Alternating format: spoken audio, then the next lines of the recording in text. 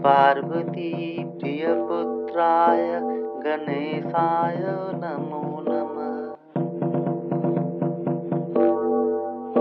নমস্কার, সকলকে স্বাগত। শুরু করছি জ্যোতিষ অনুষ্ঠান হিতৈষী। আজ আলোচনা করব বৃশ্চিক রাশি 17ই সেপ্টেম্বর থেকে 17ই অক্টোবর অর্থাৎ আশ্বিন মাস কেমন যাবে।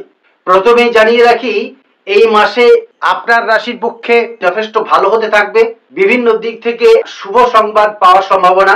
আপনার রাশির সপ্তমে অবস্থান করে বৃহস্পতি যথেষ্ট ভালো থাকছে।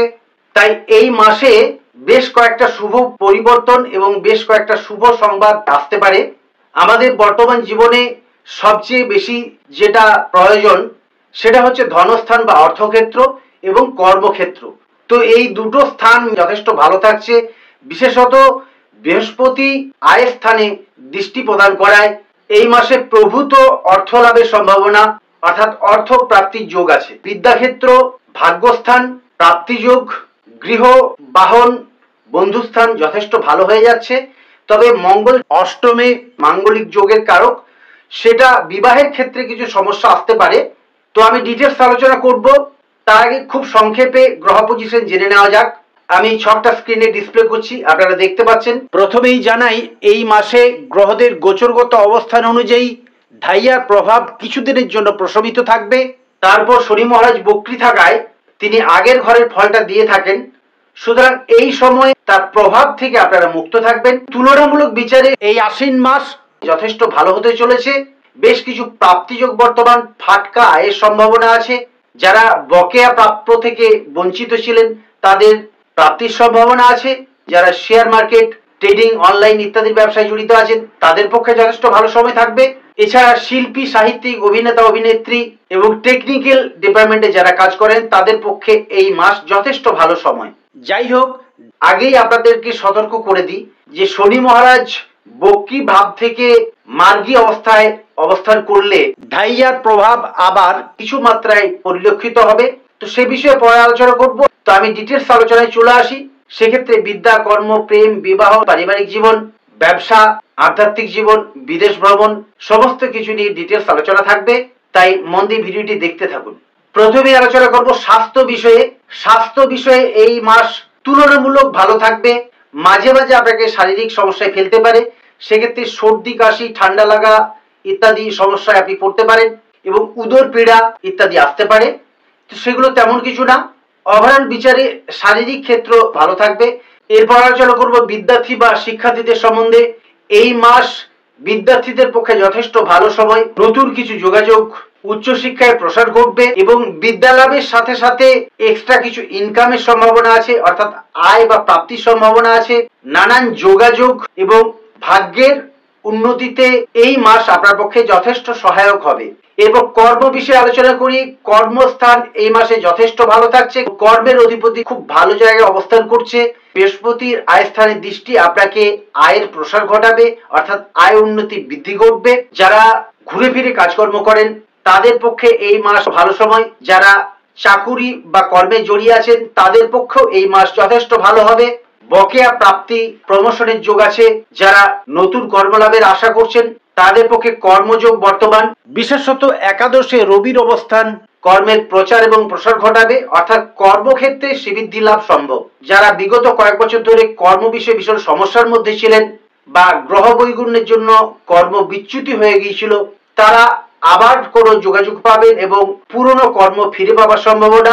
মোট কথা, কর্ম বিষয়ে এই মাস সর্বদিক থেকে শুভ ফল দিতে বাধ্য। তবে দর্শক বন্ধু, আপনাদেরকে আমি জানাই, আমি আগেই উল্লেখ করেছি রাশিফল একটা গড়পড়তা বিচার। সবচেয়ে বেশি যেটা মিলবে সেটা হচ্ছে আপনার বার্থ চার্ট বা নেটাল চার্ট। সেখানে যদি আপনার গ্রহ পজিশন ভালো থাকে এবং বর্তমান দশা শুভ থাকে বা শুভ অধিপতির দশা থাকে তাহলে এই সময়টা আপনার পক্ষে আরো ভালো ফল পাওয়া সম্ভব। আর জন্মকুণ্ডলিতে যদি অশুভ গ্রহ পজিশন থাকে বা অশুভ গ্রহের দশা বা অশুভ অধিপতির দশা থাকে তবুও কিন্তু বর্তমান রাশিফল আপনাকে কিছুটা হলেও ভালো ফল প্রদান করবে। এরপর বাকি আলোচনাগুলোর মধ্যে চলে আসি। ব্যবসা ক্ষেত্র আমি আগেই উল্লেখ করেছি, ব্যবসা ক্ষেত্রে কিছু উত্থান পতন থাকবে। মাসের প্রথম সপ্তাহ তত অশুভ না হলেও মাঝখানে দ্বিতীয় এবং তৃতীয় সপ্তাহ কিছু সমস্যা আসতে পারে। তবে তৃতীয় সপ্তাহের শেষের দিক থেকে এবং চতুর্থ সপ্তাহে আপনার পক্ষে যথেষ্ট ভালো ফল পাওয়া সম্ভব। সুতরাং সবকিছু মিলিয়ে ব্যবসায় উত্থান পতন থাকলেও আগের থেকে ভালো হবে এবং শেষ সপ্তাহ আপনার পক্ষে যথেষ্ট শুভ ফলদায়ক। এই মাসে বেশ কয়েকবার প্রাপ্তিযোগ বর্তমান। এই রাশিফল মাসিক রাশিফল হলেও দৈনিক রাশিফলের মতো কয়েকটা দিন আমি উল্লেখ করে আপনাদেরকে জানিয়ে দেবো। সেক্ষেত্রে কোন কোন দিন আপনাদের সতর্ক থাকা উচিত সেটাও উল্লেখ করছি। আপনার পক্ষে এই মাসে 29শে সেপ্টেম্বর থেকে 3রা অক্টোবর সর্ব বিষয়ে একটু সতর্ক থাকা উচিত। মানসিক দুশ্চিন্তা, বিষণ্ণতা, কর্মহানি এবং ব্যয় বৃদ্ধি হতে পারে, শারীরিক কিছু সমস্যা আসতে পারে। যে সময়ে আপনার শুভ সময়, সেই সময় যদি আপনি গুরুত্বপূর্ণ কাজগুলো করার চেষ্টা করেন সেগুলো আপনার পক্ষে সফল হওয়া সম্ভব। আর যে দিনগুলো আপনার পক্ষে অশুভ সেই দিনগুলো যদি আপনি বর্জন করেন তবে ঝঞ্ঝাট থেকে এড়িয়ে যেতে পারবেন, অর্থাৎ সমস্যা মুক্ত থাকবেন। এবার প্রেম এবং বিবাহ বিষয়ে আলোচনা করি।